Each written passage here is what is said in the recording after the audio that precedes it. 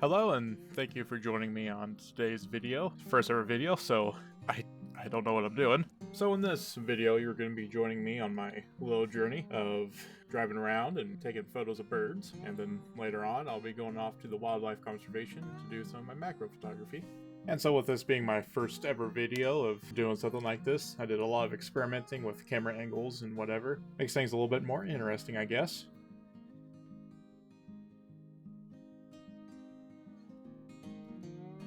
So here I was just driving along, and as I was driving I spotted some black figures in this field here.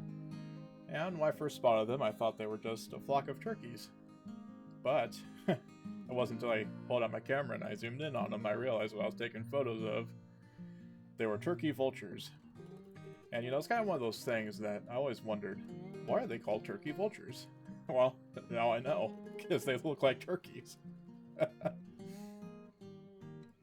The camera here that I use is my Canon 70D, and the lens I'm using is the Sigma Contemporary 150-600, and this is kind of my first time using this lens. I'm not used to doing wildlife photography, and it's just something I've been wanting to get into. And I just had the perfect opportunity. One of my friends that also does photography, he was selling his, and I was like, why not? And I bought it, and now here we are. Alright, so just coming up here, I was just driving and I wasn't really paying attention, and I saw our next subject. So I ended up having to stop and back up a little bit. Now, I know it's a little unconventional just kind of driving around and shooting from your car window, but, I'm a little bit lazy, and there's nothing wrong with that, as long as you get the shot. The subject I found was a red-winged blackbird, and they're pretty common around here. You see them everywhere. Nothing too exotic. And what I really like about these birds is that they're just a black body with just a red and yellow flare on their wings. It's just a nice little pop of color. And just a little bit further up the road here, came across our next bird, which was the female variant of the red-winged blackbird. And I'm sure as you notice, the female blackbird is not black. The reason why it's more of a brown color is just because it needs more camouflage since it's the one that's going to be taking care of the nest. And so from here I decided I'm going to head out to the marsh to hopefully get some photos of some ducks and cranes. But unfortunately there weren't any cranes there at this time. It was just the Canadian geese. But that's alright. The whole purpose of this trip was just getting out there and getting more practice with my new lens.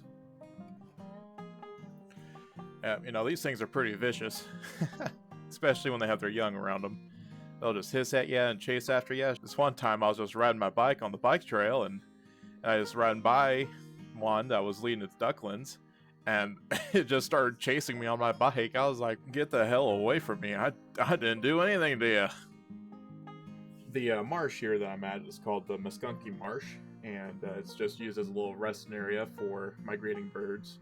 If you go at the right time of year, you'll see hundreds, if not thousands of birds just all around the area.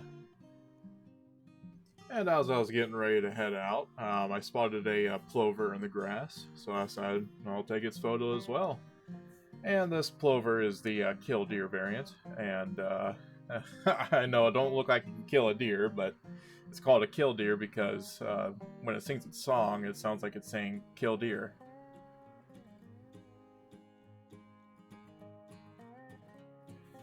And so from here I decided I've had enough of driving around and taking photos of birds, so I head out to the wildlife conservation.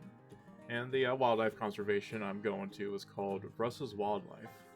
Here's a little fun fact about Russ's Wildlife. It actually used to be an old quarry, but I guess the quarry no longer became profitable, so they just kind of abandoned it, and nature took it over, and the quarry filled in with water, so now there's a couple lakes in there. And they made it a wildlife conservation. And here, right beside where I parked, there's actually just a little remnant from the quarry operation that they recovered from the woods. So here I just used the back of my car as a little table to swap my camera gear over. Switching over from my telephoto setup to my macro photography setup. The setup that I used to do my macro photography, the camera is still the Canon 70D. The lens that I use is the Canon Macro 100mm f2.8. And then I also use a flash, which is the Godox TT685. And then along with my flash, I also use a flash tether cord, so that way I can just position my flash however I need it to light up my subject. And then on top of my flash, I like putting a flash diffuser on there just to help soften up the light and not create too harsh of a shadow. Now, I'm not too sure about how unique my setup is. It's probably not that unique, but it's just whenever I go on YouTube or other social media sites and I'm checking out how other photographers do their macro work, I never see them using a tether cord. It's always the flash is sitting on top of the camera, and they just have this giant massive diffuser. Just like I'm sure it's probably really convenient not having to use your other hand to hold your flash, but it just seems like really big and bulky, and you probably have a hard time fitting into certain areas trying to get photos of your subject. And I'm not trying to knock it or anything. It's definitely one of those setups I really want to try, but I just don't think it's necessarily for me. I really like being able to control and angle my flash. Russ's Wildlife is definitely one of the most beautiful wildlife conservations I go to. Its terrain is really unique since, you know, it used to be an old rock quarry. So it's a lot of rocky terrain, and then it just slowly transitions into actual woodland. And if I were any good at doing landscape photography, I'd definitely be doing it at Russ's Wildlife, because you can, walking around, you can just see the scarring from the rock quarry and how just it eroded over time, and nature took it over. It's definitely just one of the unique places. Alright, well, that's enough gushing over Russ's Wildlife. Let's get back to some photography. So here I am just going through these bushes here, and I stumble across a crab spider. And the reason why it's called a crab spider I thought was really interesting is because it's the only species of spider that can walk sideways. And then just a little further down on the bushes there, I stumble across something I've never seen before. It's actually a ladybug larva. Look at that. I've never seen one of those in person before. Really cool.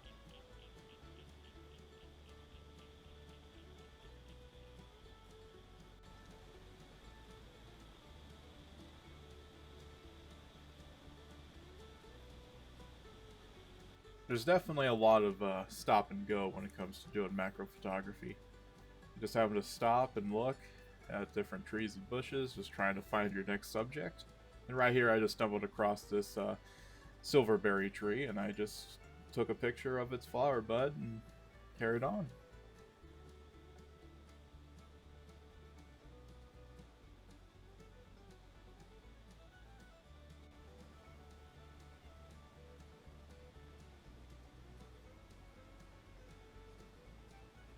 And then right here, I just happened to spot a little red spider. I believe it is the sheet web spider. I'm not 100% sure, but... And then right beside this leaf, I saw the most ugliest spider I've ever seen in my life. It is another crab spider, and I've never seen one this big before. Like, this thing gave me the heebie-jeebies just looking at it.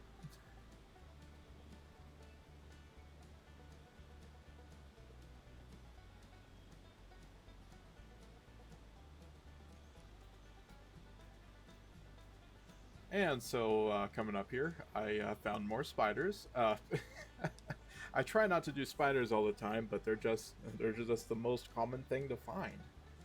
The spiders I found here are the common mesh weave spiders. The first image here was the male, and the next one is the female.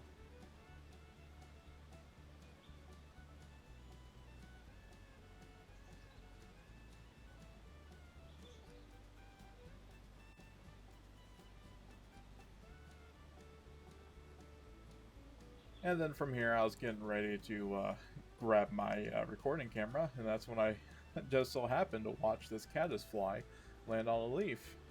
I would tell you, that was perfect timing, because I've never seen a caddisfly like this before. Its antennas were really long, and it's just a long-horned caddisfly.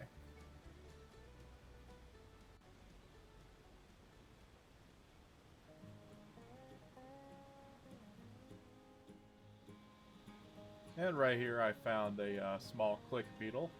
I was really trying to get some more photos of it than just this one, but guy was just too quick for me. He just kept running around. Couldn't get him.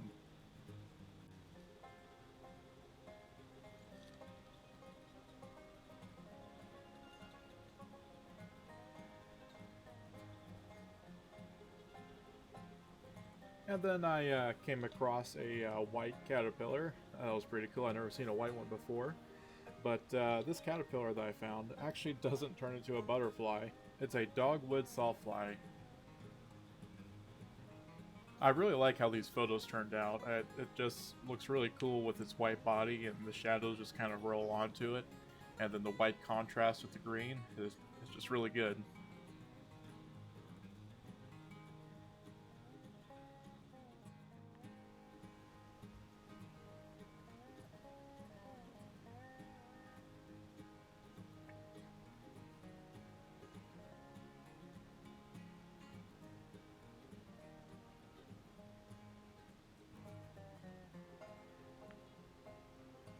And so from there, the trail exits the woods and goes more into a open field kind of deal. And I decided from there on, I'm just gonna put my macro stuff away, and I'm just gonna go back to taking some photos of birds.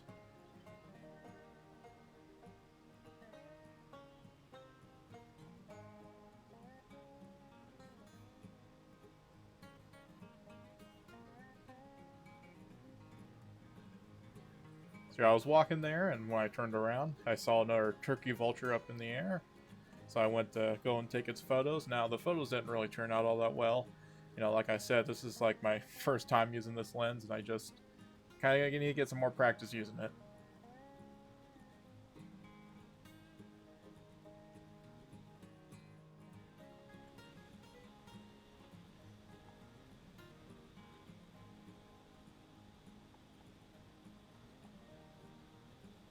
So coming up here, I spotted a bird in a tree, and when I went to go take its photo, I'm not too sure what happened. Somewhere along the lines, I must have accidentally turned some dials or whatever, but my exposure setting was way off. But, you know, in the end, it worked out alright because it created a nice silhouette shot. And of course, when I went to go fix my exposure, the bird flew away, so I wasn't able to get a proper photo of it. But on the next tree over, I spotted a blue jay, and I started taking its photos as well. And I do notice that in my photos of the blue jay that the exposure on the bird's kind of low, and I think next time I go out, I'm going to try experimenting with some flash, see if I can get some nice flash to brighten them up some.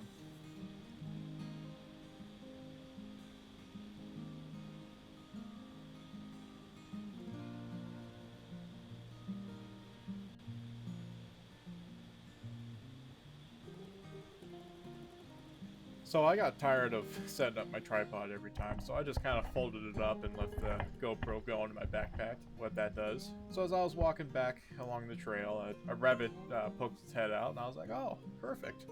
So I took its photo, and when I was taking its photo, it ran off, and I took the photo of the building that's right up there on top of the hill. And so with that, that's the end of my photo journey for the day. Thank you so much for watching, and I hope you enjoyed the video.